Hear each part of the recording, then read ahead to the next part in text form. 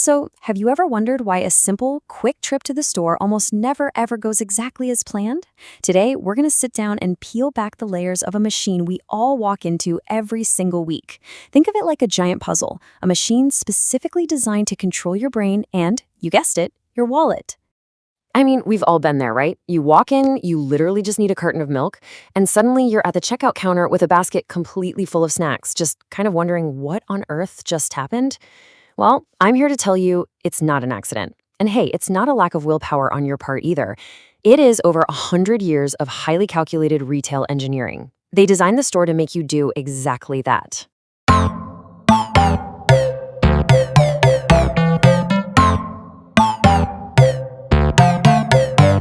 Let's start right at the front doors. The literal second you walk into a large supermarket, you're being primed.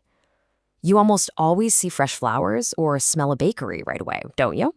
That niceness, well, it's actually a psychological trap. A researcher over at Rutgers University, Janelle Haviland-Jones, proved that flowers genuinely increase positive emotions. They make people more generous and way more willing to treat themselves. And that incredible smell of fresh bread, it completely bypasses your rational brain and directly activates ghrelin. That's your hunger hormone. Suddenly, you're hungry, and hungry people just buy more stuff. Now, Sylvan Goldman actually invented the original shopping cart back in 1937, purely because people stopped shopping when their little hand baskets got too heavy. But get this, today's carts are roughly 3 times larger than Goldman's original design. Why? Well, because we human beings naturally hate empty spaces. If you have this massive cart that's only half full, it feels totally empty, and subconsciously you feel compelled to just fill it up. Simply doubling the size of the shopping cart increased a shopper's average spending by an astonishing 40%. There's no weight limit telling you to stop. No natural stopping point at all. Literally, the bigger the cart, the more you buy. It really is that simple. Let's think about your route. Why in the world is the milk always hidden at the absolute very back of the store? Well, supermarkets know you're going to walk to get milk, bread, and eggs no matter where they put them, so they place them as far away as possible. Retail architects actually design the first 15 feet inside the entrance as what they call a decompression zone. In this zone, shoppers are blindly transitioning from the busy outside world into shopping mode. You don't really notice anything yet, so they make absolutely sure the essential stuff is far, far away from this blind spot.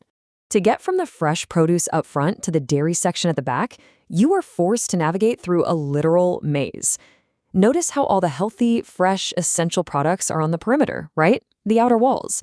But to get across, you have to cut through the inner aisles, the center of the store, where all the high-margin, processed junk food lives. You're forced to walk past temptation.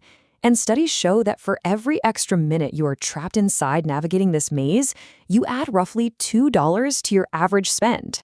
But what happens when you finally reach the milk? Sometimes it's incredibly, surprisingly cheap. That brings us to a huge concept, the loss leader. The supermarket actually loses money on that cheap milk just to bait you inside. It's a completely deliberate move. When you see dramatically cheap milk, it creates this halo effect. Your brain unconsciously assumes that the high-margin branded juice or snacks sitting right next to it are also a fantastic deal, even when they definitely aren't. They lose on the milk, but they win big on everything else you toss into that giant cart. Now, as you're walking down those aisles, you're just bombarded by color. Those red sale tags? Not an accident. Psychologist Andrew Elliott proved that the color red physically affects your cognitive performance. It slightly increases your heart rate and triggers a deep sense of urgency and impulse buying. Add yellow, which is the most visible color in daylight, and you get maximum attention. Louis Cheskin, who was a pioneer in consumer psychology, called this sensation transference. We literally transfer the feeling of urgency from that red tag directly onto the product itself. And while you're taking in all those red tags, there's an invisible environment at play all around you. Back in 1982, marketing professor Ronald Milliman published a landmark study on Muzak, background music. Supermarkets specifically use slow-tempo instrumental music. Why instrumental? Because lyrics actually engage your brain's language processing center.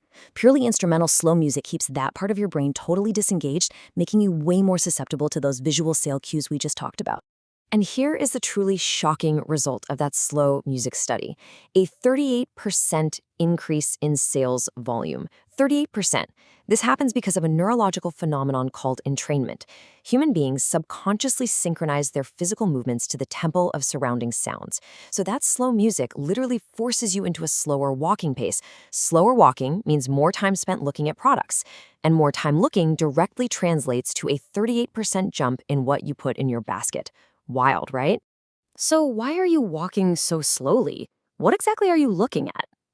Well, this brings us to the retail industry's golden mantra: eye level is buy level. Where a product sits on a shelf is not random at all. It is a highly calculated, heavily researched science known in the biz as planogramming. Think about the shelf like a hierarchy. The top shelf? That's for your aspirational premium brands. Eye level is strictly for the most profitable branded items. Way down on the floor level is where they hide the budget generics. But the most devious trick happens down at reach level, kid height. Research out of Cornell University found that the cartoon mascots on kids' cereal boxes are deliberately drawn looking slightly downwards. This makes direct eye contact with children walking past, which dramatically boosts their sense of brand connection and, of course, prompts them to beg their parents to buy it. Securing that perfect eye-level placement is a massively lucrative business. These are called slotting fees. Major brands will pay a supermarket chain up to $100,000 a year just for the privilege of putting their product right in your line of sight. Literally every single item you see, its position is a paid commercial transaction. So let's pull back for a second. All of these tricks, the bakery smell, the huge cart, the maze layout, the slow music, the calculated shelf placement, they all unite under one grand framework known as nudge theory. Developed by economists Richard Thaler and Cass Sunstein, it's all about changing what they call choice architecture. Sure, you are perfectly free to buy the generic beans on the bottom shelf, but the environment nudges you toward the profitable ones right at eye level. The supermarket isn't just a store, it's one giant nudge machine. And listen, this isn't just some sneaky retail trick. It is a monumental discovery in understanding human behavior. In fact, this framework is so powerful, so absolutely crucial to modern economics, that Richard Thaler was awarded the Nobel Prize in Economics in 2017 for this exact concept. Governments around the world now use nudge theory to encourage everything from better tax collection to healthier eating. It just proves that our environment shapes our decisions far more than we ever realize.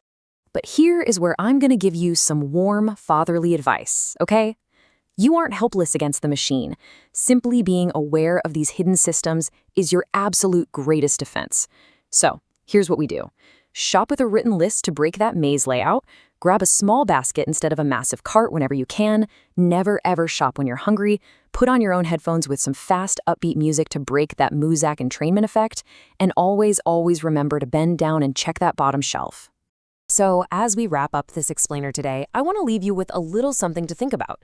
Next time you walk through those automatic doors and that warm, delicious scent of fresh bread hits you, ask yourself, who is really making the choice to buy it? Is it you? Or is it a century of brilliant choice architecture? Keep your eyes open, stay curious, and I promise you, you'll never look at a simple trip for milk the exact same way again. Thanks for hanging out with me today, and keep exploring the hidden systems around you.